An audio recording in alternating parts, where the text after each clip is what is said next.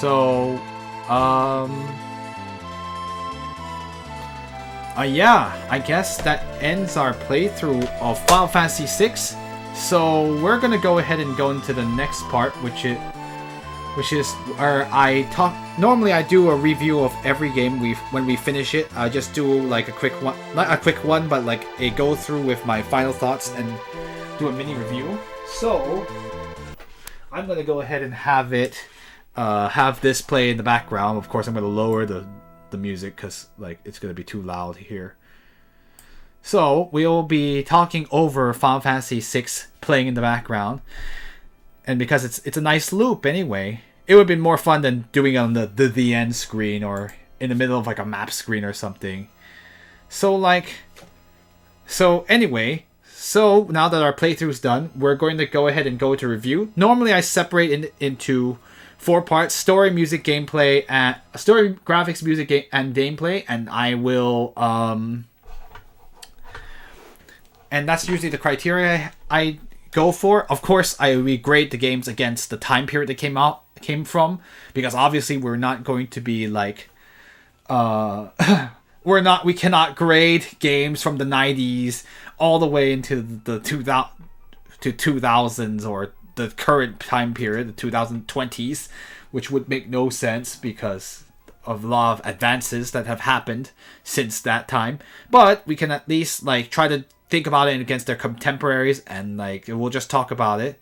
So I guess we'll just go ahead and get started. I mean, the other thing is like this is technically a review of a game I've played more than once at this point, and has some nostalgic value for me. So it may not be the most most unbiased review I've done, but I'll try to keep it so be honest about like things that have happened. So I'm not going to be praising the game saying it's perfect or something like that, because that wouldn't be right. That's totally not true, because no game is perfect, as you all know, and of course there are always things that could be improved.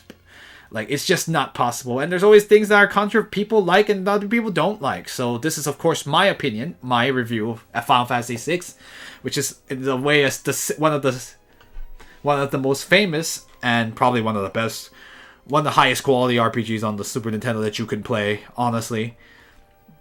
But I'm getting ahead of myself. So let's go ahead and start with a story. I guess, like, there's nothing... Like, the story, I feel... I mean, I like that fact that it's darker than... Okay, if you played the previous games, it will be darker than that one. But, like, I do like the bit of the darker side of things. Like, there was actually... like, theming. There was actually like really crazy things, like controversial things too, like the suicide scene, of course, is very controversial. There's a lot of characters that die. The massacre at Doma, like there's just like, even though you wouldn't think that this game would be that, like from the surface it was like, oh, it's a sprite based game, it's on the Super Nintendo, like how dark could it be? But like they definitely didn't really hold back too much. So there's a lot of like sad moments in this game for sure, and a lot of like really and of course like now I'm expecting them, so probably like my emotional response to them was probably a little lower than maybe I would have when I didn't know it was coming. But yeah, it was just like there's just a lot of crazy things, and the world is actually destroyed in this game. So the bad guy actually, the antagonist actually wins in this. I guess ultimately he loses, but a whole world is destroyed, and like immeasurables of destruction and death follow before you actually can get hope for humanity. Essentially, humanity ended, like the world ended up at its lowest point before you could save it. Bring at least hope. Maybe not get it to its highest point. It's not going to be...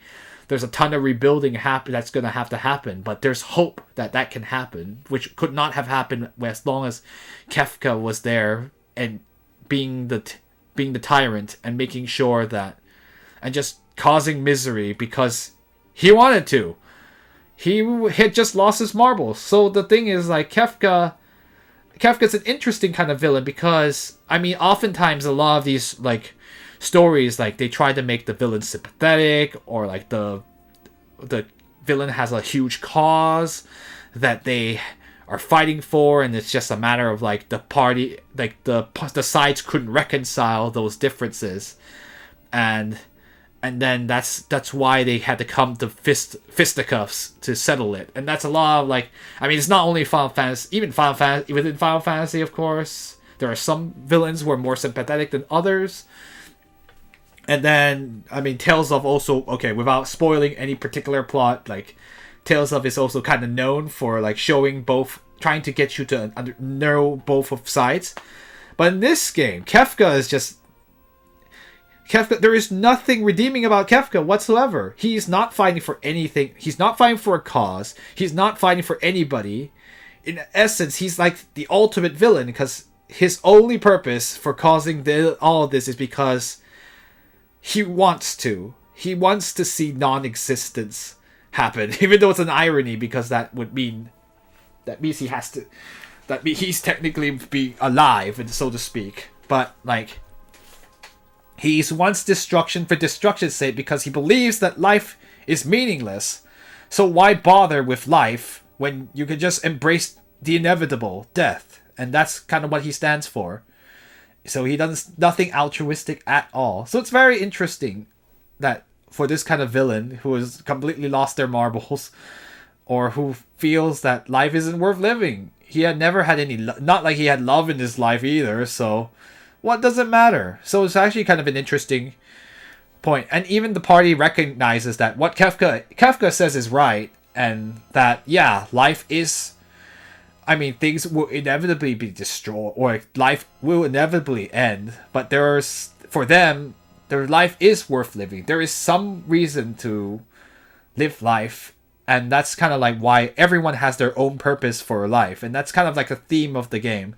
Like, even though we have a large cast, like, there's all like this, I guess, like, everyone has their own reasons for living, even in this crappy world that they ended up in, which is like a world that's dying. And that's even Kefka is saying that, like, you know, your world is dying, and like, is it real? Can you really find love or meaning here? And he was just taunting them. But of course you can. Even in Great Strife, like, people found reasons to live or hopes to cling on. But anyway, so yeah, that's kind of like, the story's really like, yeah, it's actually really interesting, because oftentimes you don't see such an utter and complete victory in the game, and just see a world that's literally turned upside down. It was one of the more interesting times, especially for this series at least. I mean, sure, there's other games maybe that had large turns, but I always thought it was very cool that they were willing to just completely destroy the world, and then you have to deal with the ramifications, or like deal with the aftermath of a world destruction, and try to regain some kind of hope, some way to rebuild. So that's about the kind of the overarching story. I feel like, I will say one thing about, for FF6, like, I do appreciate that the cast is so large, but I do think that there is one thing that's, like, some of the characters are definitely less focused than others, or their stories are really, really short. I guess that's one thing that might be not as strong as, like, I mean, compared to games where you had smaller casts, so they had time to really focus and have longer stories or longer backstories, because they didn't have so many characters. Like, often, like, in a Final Fantasy, even in the Final Fantasy series, they had very small numbers of characters, like 4 of them, or ultimately came 5 of them, or like 7 of them, or 6 of them. So like, the numbers were never very large, so you got a chance to really know each of the cast members. Well, for the most part, they had you were able to get to know them better. I think with 6 is like, they wanted not to have a main character, but they wanted to have many characters. I do think that means that a lot of the characters couldn't get as developed, or like they couldn't have, they all developed in some way, but it's like the development cycle was a lot shorter, so like their stories are actually very simple, like outside of the Terra and so, like, I guess, like the 2 ladies, Terra Celeste, who are like the very important characters, and then like, but other ones had really short ones. Of course, Gogo doesn't count, optional characters don't count. Gogo and Maro are totally there. they're additional characters you can recruit, and Mog doesn't really have much of one except that he lost his. The only thing that's unfortunate for Mog is that he lost his family and his girlfriend, and he only has a charm to remember her by, and that's kind of sad. Wow, even for the optional characters, it's sad. Anyway, I just thought about that too. But yeah, the other ones is like after Sabin, there isn't too much for Sabin other than like the whole like the succession, and then Edgar doesn't have much either. So a lot of is like, yeah, it's basically like Locke, Celeste, Terra. Even Realm and Strago, not a whole lot. Nothing really changed. You only find out that Realm is Shadow's daughter, and Shadow is just like, well, I guess after he decided to help you out because he got screwed over by the Empire. And he eventually, and I guess the development, I guess, is that he chose to perish on the tower, or at least that's what it seemed like. It seemed like that's why he asked. He mentioned his family, of course, so he did want. As now that Kefka is gone, he decided he didn't have to live anymore. He had make sure the world was safe for Realm and Interceptor. So that's kind of the end of his story, it seems. And we don't know if he survived, but I mean, he could have, but it's unlikely, given that it was sounded pretty final. Which is actually really sad. I know, as I said, the game's full of controversy. So yeah, I mean, that's Cyan's is also just kind of coming to grips with the amount of deaths and his own failures, and like that's kind of his arc. So yeah, like the arcs weren't very long; they're pretty simple. So there's not like I guess in other in other Final Fantasies there'd be longer stories or like longer backstories, but for like most of the characters it's pretty simple. So I guess that's fine. It's just like you don't get to focus as much because there's just too many characters. So I do feel like that's probably one of the maybe weaker aspects of Final Fantasy VI's story. But yeah, so I do think though that overall I did have a good, like I do think it's really an interesting story. And like there's just a lot to unpack. So it's like a lot of it's not by the words but like about the actions, and I actually really like that a lot. So we're not told how to feel. You're just like you see it happen and you just have to think about it. That's why I've been like, even while we were playing, we were able to talk so much about like the ramifications of certain things that were happening. So I actually really appreciate that a lot, because oftentimes like sometimes games want to tell you how you should feel, or they're like, oh, look at how sad it is. The other characters say it's sad. And like it's just kind of out there very obviously, but that's always, sometimes it's not necessary to do that, and it kind of drags the plot along too. So I do appreciate that. Like that means that like we hit less. Less is more, I guess. Less is more. I also think like the opera scene is amazing. Like it was just like the most. Like what happened there is like, I mean, there's also like a little bit of levity, a little bit of like joking. There's some humorous parts too, so it's not all sadness and brooding. So that's also one nice thing. They have a good balance of course there's like the funny parts alongside to kind of like ease you between like all the dramatic and destruction and all the killing and sadness. So I do appreciate that a lot. And yeah, I feel like it has a really good balance of like making this world that would normally be really dark, not completely like, oh my goodness, I feel so sad right now. But yeah, other than that, I think that's pretty much all I've got for the story. I can't think of anything else. Like the world of like, we're just Leo's passing, the world of ruin. You know, it's kind of interesting though that you can even try to not do everyone's story and go off, but you should recruit everyone, because sometimes there's development too. Kind of surprised there isn't a side quest for everybody, but I did appreciate that. And Gao though, that Gao is Oh, he's so cute. And really, he deserves better. But at the same time, he's just happy that, like, yeah, there's just all these selfless loves in the game. Like, whether it's by Gao for his father, or, like, and even Rachel, like, who Spirit didn't want to. Even Rachel from the afterlife didn't want. Love Locke so much that she didn't want him to be unhappy. And she's like, you know what? It's okay. You're free. You can go love someone else. You don't have to dwell on me. And I was like, wow. That's really selfless of her, because she understood. She loved him that much. And, like, yeah, it's just a lot of, like, really touching moments. And, like, stronger emotional moments. Even for some simple stories. Like, it's really cool. It's really great. So yeah, story's good. That's all. That's just the TLDR. Like, a lot of crazy stuff. All right, so now we're gonna talk about the graphics of the game. And all right, it's time. I may not be the most unbiased, but I'm going to say that the sprite work in this game is amazing. So, like, you're seeing it right now. Like, even there's so many random sequences that look really, really nice. Like, the characters even look. I like the fact the sprites have so much. Even the sprites have personality. The monsters look really cool. Like, this is some of the best sprite work on the Super Nintendo. Is it the best? I mean that's hard. That's really subjective. But, like, you can definitely tell there's, like, a huge amount of competency.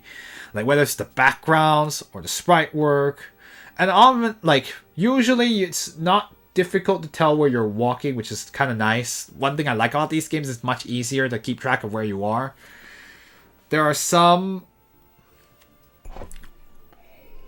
There are some. Let me think. There are some parts where it might be hard to tell if you can walk across, but it's generally not a thing.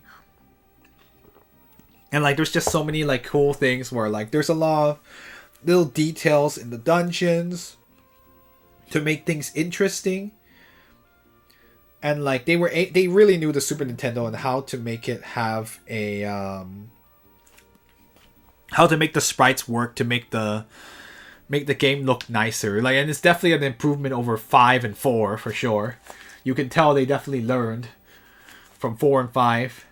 And you'll see some of, like, this stuff get carried over to other Square Super Nintendo games like Chrono Trigger, which we could play on this stream at some point. But anyway, it's not the point here. So I think the graphics are really, really nice. The UI is fine. It looks nice enough, I suppose. Like, it's not the most stylish UI, but I mean, given the time period, it's not expected that it would be. UI was not expected to be, like, very stylish, because they hadn't thought about it back then. I mean, it was really early, 1994? Yeah. And like, you can just see the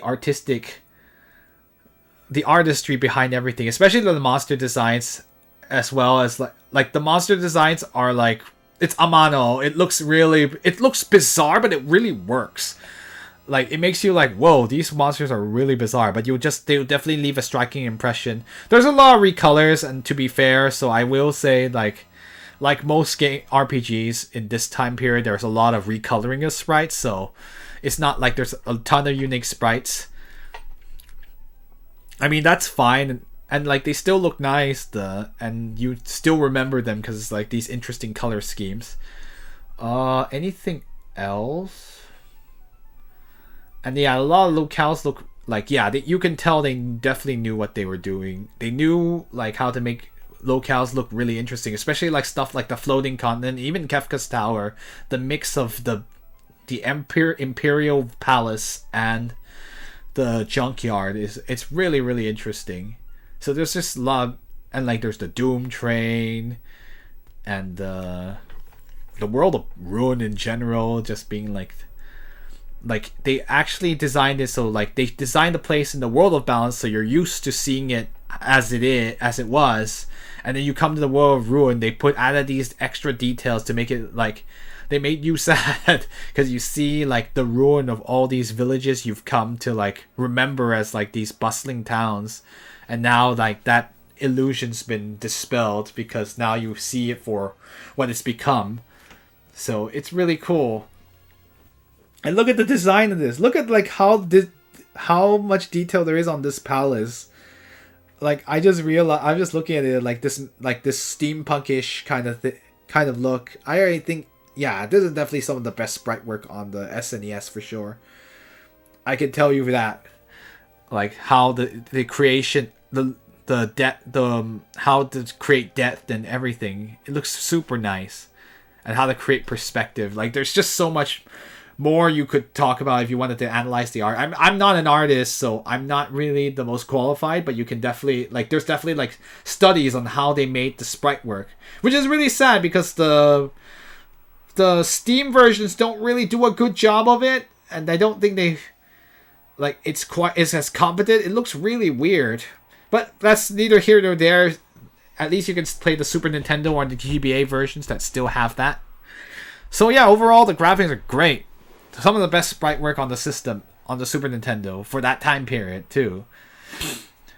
And let's see, anything I want to see. Well, okay, so now we're gonna go to sound. Oh, you know what? You guys have probably could have tell based on how I was reacting that I love this game's soundtrack. Like this is one of my favorite soundtracks from video games ever, because like there's so many good tracks in this game. I mean, the other Final Fantasies have also really great tracks too. So I mean, this is definitely among one of them. It had a lot of memorable tracks. Even the character themes I'll always remember, and I still remember the final dungeon theme because why not? Because because of spending so much time there. But yeah, the character themes will always have emotions and stuff, like Rachel's theme or the opera or even the World of Balance, the very first one with the organs, is like haunting. And like that's the great thing about the soundtrack is so moody. It sets the mood of wherever you are. Like even like the theme of the mystical forest, which is plays when you're in the bunch of caves, or the Doom Train. And like there's so many great tracks, and like Uematsu this is definitely among his great work, and I think the only one I can think of that may the other Final Fantasies have stuff that can compare to it, but it's just like this is definitely like a treat to listen to in terms of music. I can't think of any real annoying ones. Maybe, I mean, Jador is kind of like could get a little grating, but it's not that bad. It's not as bad as like some of the other themes we've definitely heard from games on this stream for sure. Jador is probably like my least favorite. Like, I mean, I don't know. It's like weird. I don't know how to describe. Jador is weird, but like for the most part, like the soundtrack's really good. Uematsu just knows how to set the mood, and like there's so many like memorable things. Even like Terra's theme here, like it plays throughout the game too. So like I love the fact that there's like this musical theming throughout the game. So you will hear different arrangements of this theme that you can listen to here, which I've turned down, but you know. And like that's really cool too. So I like that the soundtrack feels like it's been planned throughout, and it's really, really neat. And I really appreciate that a lot. And so the music is wonderful. The sound is good. I think like they sound nice. There's maybe one or two sound effects that sound a little bit, it could get a little annoying, like I think like some of the laser things, and like yeah, some of them could get a little grating, but it's not a big deal. But I mean, you're playing in battle and you hear these sound effects. For the most part, like they get the point across. I can't think of anything that's really strange. Now, I'll definitely remember the sound effects, that's for sure. But it's nothing like, I don't think it's anything crazy or like very hard to hear. And they're definitely like Final Fantasy sounds, so they're kind of memorable in a way. So like the sound effects sound great, and you can hear things. You can hear how like things sound appropriate, I guess is what I'm trying to say.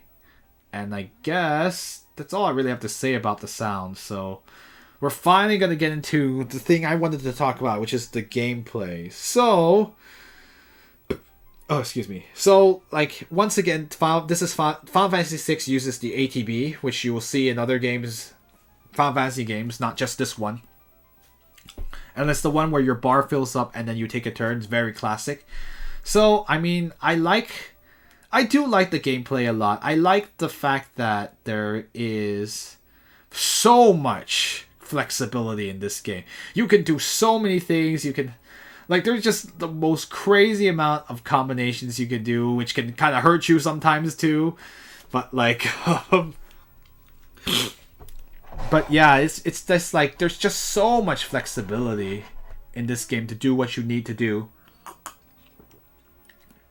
And with the right amount of items, you can make the game trivial. And I guess in a way, like, that's both good and bad. Because once you find a winning formula, you're just like, you're on top of the world. Once we had, like, 3 ladies with Ultima, it was just over at that point. We were high level, and we had great equipment. And we just made we just steamrolled the final boss. So there's not... Essentially, we kind of took away from the challenge. Because we did too many side quests. Or we did all the side quests in a way. But, I mean, like, the battle system is fun, and, like, I think it's fun, and it's, like, simple. It's deceptively simple, but once you get into, like, the nitty-gritty of, like, what you can do, or, like, the combinations you can do, or, like, the weaknesses of the bosses, you can plan around them, and it's, like, it's really cool how much flexibility you have, and that's one thing.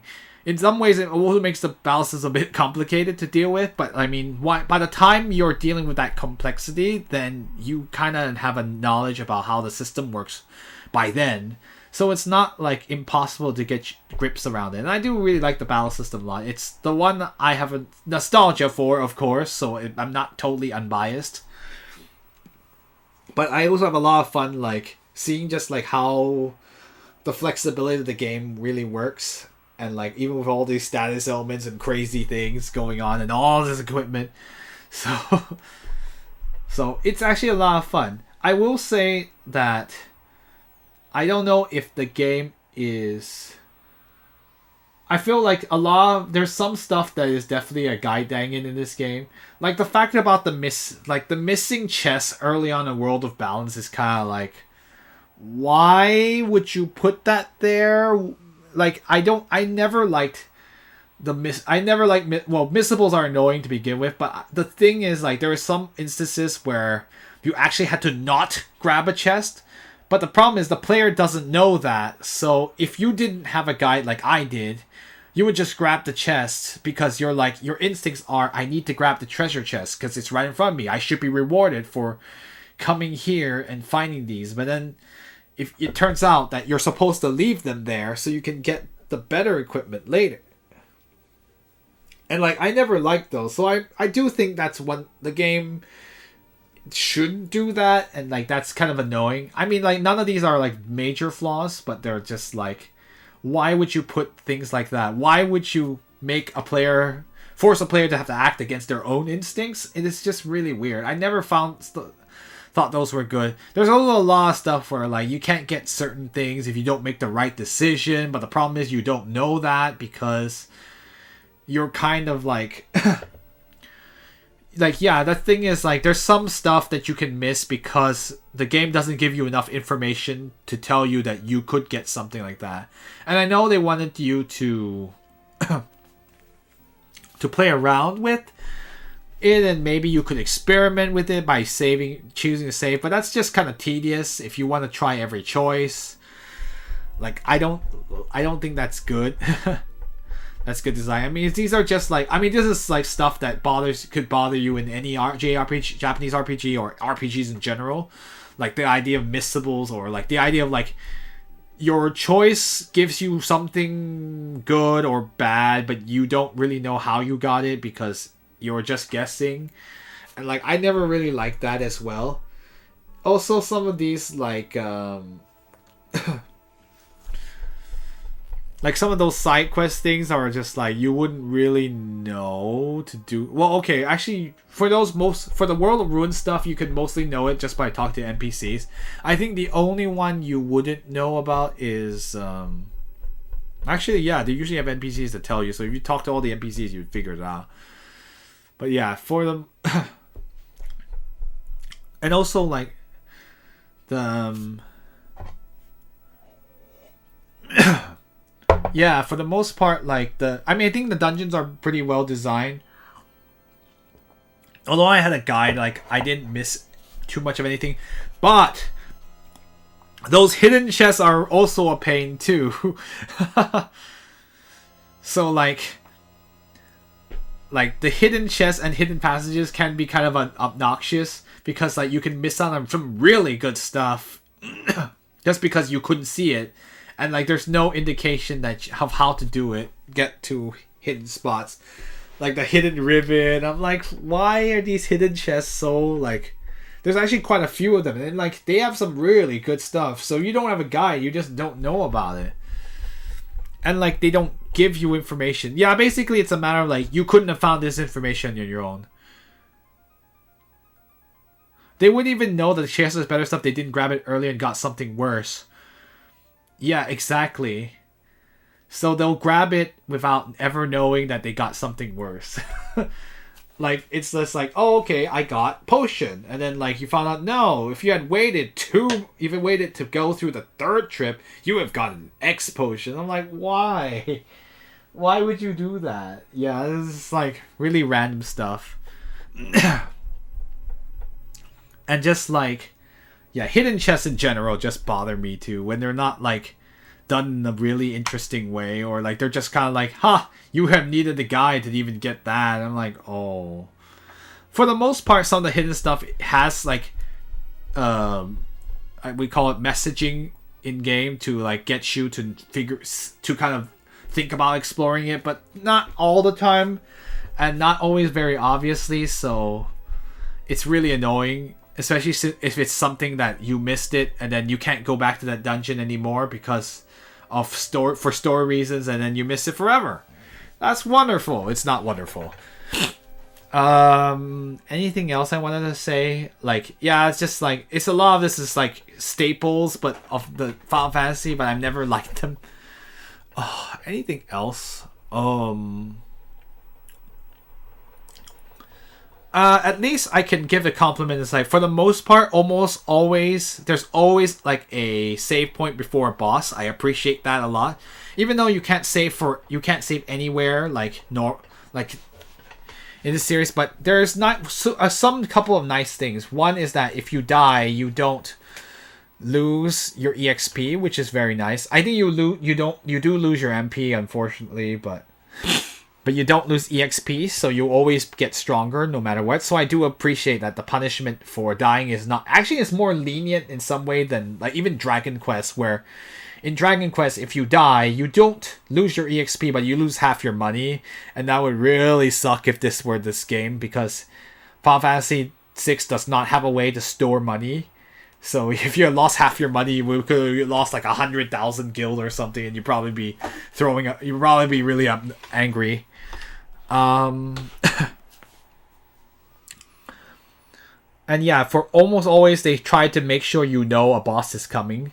I think the only time where that could almost like it's a little less ideal was with Guardian, but that was in the final dungeon, so that's like a little like you can cut some slack. And usually like sometimes they even show like the boss is standing there waiting for you, so you know like, okay, I need to be prepared. And like, and of course they kind of wanted you to sort of go into the bosses and figure out the strategies yourself.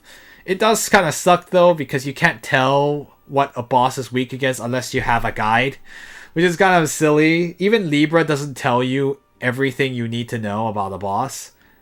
Or sometimes, like for certain bosses, it won't give you enough information. So that's kind of annoying that you have to figure it out yourself. Like that you theoretically you should. They want you to figure it out yourself, but oftentimes it's more like you'll just use whatever works, and you won't know their weakness unless you have to just try it out for yourself. So that's both. I guess that's both good and bad. But I do think like it'd be nice if you could have like something to tell the weakness of the boss better than Libra. Libra only tells you HP, MP, and like it does tell you weakness, but yeah, it doesn't tell you if they're what status elements they're weak against. That is another thing, they don't do that, even though that knowing that would help you a lot. Anything else I can think of for gameplay? I think the controls are nice. And do like that you can. So in this patch version of the game, you can use B to run. That's super useful. But in the regular game, you cannot do that. So you always have to have sprint shoes. That's kind of annoying because sprint shoes takes up a relic slot, so you can't use your optimum power. I don't know if I like that. I always thought just let them dash. And like that's one thing they fixed in the GBA version. Because in the GBA version, you can run normally, and if you get sprint shoes, you can run at 4 times speed. So I love that feature. I wish it was in the Super Nintendo version, but we don't have it. Only in another patched ROM, but not in the original Final Fantasy VI localization. You cannot run 4 times speed, which would make things a lot faster. Anything else? Oh, excuse me. Dungeons. No, I talked about that already. And like the other thing is like, oh yeah, before I forget. And the UI can sometimes be annoying to deal with because especially when you're setting relics, it's really annoying because you have to switch between relics and equips by going back out and back in rather than a quick way to switch between them. When it would have been nice if you could have relics on the same screen as the equipment, which would have made things a lot easier. And especially it's annoying, especially with the Genji armlet, which allows you to equip 2 things. You'd have to equip it, and then it will change your equipment, and then you have to keep doing it. And it's really hard to take off espers, which is it's annoying. Like these are all really minor things, but they kind of just like add up when you're playing the game and trying to use the most convenient way to get through your menu. So that's kind of annoying that you couldn't remove espers very easily. It'd just be nice if you could just say empty all, but you know. So it was a lot of fiddling with the espers, and it was hard to switch espers too. So if you want to have someone switch with another person, you couldn't. So you had to go to the other person, take it off. And the worst part is like, if they're not in your party, then you're like, oh my goodness, I have to go switch to their party and do it. And like, there's a lot of like the 3 groups of things, and it's kind of a hassle to equip all those characters. Because they wanted to make it feel like you had a large party and you're doing stuff. But it's just like, it just became tedious to switch between groups like you were seeing me do. And I was like, oh my goodness, I really don't want to go through the equipment of 12 people, but I gotta. Especially with the final dungeon. And it's like, it's kind of annoying. So you can see I was menuing half the time. And like, it's just have been nice to have ways to make switching easier, or like giving people like stuff more, like equipment easier. We're actually mostly just espers in general, or relics. So it's kind of it's not a bad enough thing where it's like unplayably bad. It's just like something I noticed when I was playing the game, especially now that I have a new fresh set of eyes, having not played the game in decades. Anything else? No, I think that's it for gameplay. I can't think of anything else that I could have pointed out unless. So anyway, having said all that, what do I think about? Would I recommend the game? I mean, is the answer is obvious, right? Like of course, I'm wholeheartedly recommending that y'all play the game. It's a lot of fun, and the game's not too hard. That is one thing. Oh yeah, speaking of gameplay, yeah, the game's not too hard. Even if I weren't getting like lots of stuff, like if you're playing naturally without doing the side quests, you'll go pretty far. Like, World of Ruin is much hard. The second half of the game is much harder, but after a certain point, once you've obtained certain things, if you do all the side quests, you're gonna be really overpowered. And maybe if you don't do all the side quests, it'll be more challenging. But the game in general is not too tough, especially comparing it to previous games in the series, especially 4, but like 1 to 4, but the game gets a lot easier. You don't have to grind nearly that much. I didn't really grind. The only reason I grinded was because I wanted a more complete rage set for Gao, but I didn't really grind for EXP. So there's absolutely no need to grind. If you do all the side quests and get equipment, then you're more than capable of doing things. And I didn't have to do a single grinding stream. So that is one thing for the gameplay. It's not too hard. And that's kind of important so that you aren't too frustrated with the game. So basically, yeah, sorry, that was an additional thing for gameplay. But, so basically, yeah, I recommend the game. Like, I loved it as a child when I didn't know any better. And even as an adult, I still found the game really fun to play. And especially now that I learned more about the game and know about the hidden stuff that my child self didn't know about, obviously. Like, some of this stuff, the content you saw in the stream was stuff I hadn't seen before for myself, or I had read about it in a guide, but I finally got around to doing it, and so we got to experience pretty much the entire of the Super Nintendo game. So yeah, I guess if you're new to RPGs, you could play this game. I think it's a good start, and like, it's easy enough that even if you're not really great at RPGs or you don't really know much about Final Fantasy, you can still get through it. And like, I've kind of like say that because I've been watching, like, there's like these people who are streaming the game for the first time and like they don't know what the heck they're doing and they don't know like how things work. Oh, the other thing is though, in the menus, it's unfortunate that in the equipment screen you can't tell what each thing does, although you only can know its stats, and that's kind of annoying too. And to find out what an item or equipment, how equipment works, you have to go all the way to the item screen, and it's just like, why couldn't you just show me the equipment screen so I can choose wisely? I don't know. But that's a minor thing, really, now that I think about it. But yeah, for the most part, even with that being the case, like, you can still get really far. You can still get through the game, and you're not punished severely, so that's nice. Okay, maybe getting sent back to the save point is kind of annoying, but there's actually a good amount of save points, so that you don't have to worry about that as much. It is, of course, you cannot save anywhere, so that is kind of a bummer, but like, there's enough save points that it's not too bad. I don't think we were ever close to dying. Excuse me. For the most part, but and more likely near the end of the game where there are more difficult enemies, but I mean, that makes sense given that by that point in time you should be quite experienced at dealing with them. So yeah, even if you've never played RPGs, I definitely give it a try and hopefully you can enjoy the game. Or and if you're an RPG lover and you somehow have not played this game, then you should. Or like, yeah, so you can see a little bit of the history of like what some of the games in the future would take from this game in particular. And so yeah, I definitely recommend it. It's a thumbs up buy. For me, it's a thumbs up buy, as in like, you should own the game and I think you will get a lot of enjoyment out of it.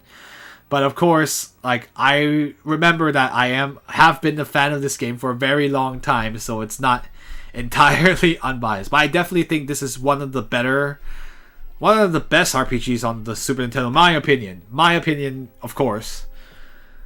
And like, there's like, of the RPGs I played, this is definitely among the best of them, and you will definitely love it. If you can get into the story, the setting, and the gameplay, you'll have a really good time. And the music is just like icing on the cake, except that it really helps all of those aspects together. It's a great game. It's completely worth playing, and there are many ways to play it too, so that is another nice thing. Like, even though it's like, you could play this version of the game I'm playing, which is the Retranslated, on the Super Nintendo, so you can have a more genuine experience. You could play on normal hardware or through that secret way of playing old games that don't require the old console. But if you want to play, you get the official releases that are available now, that are easily available, like the PC version and the mobile version. Even with the crappy sprites, I would still say they're worth playing, even though you don't get to experience the artistry nearly as not as nicely as in terms of graphics. But the official localized script nowadays is pretty good. It's pretty close to how the Retranslated did here. And it's like, and that's why it's great. You can even buy it for a very cheap price on PC, and you can make a bunch of mods to make the game look better. So that's even nicer too. And there's a lot of huge like community mods as well. So it's like really like happening scene too on that in that front. But anyway, as for the regular game, yeah, give it a try, give it a play. It's available, it's cheap, and there's easy access to it. So yeah, go out and get it. Alright, so now that I've blabbed on and on about the game, and that ends my review.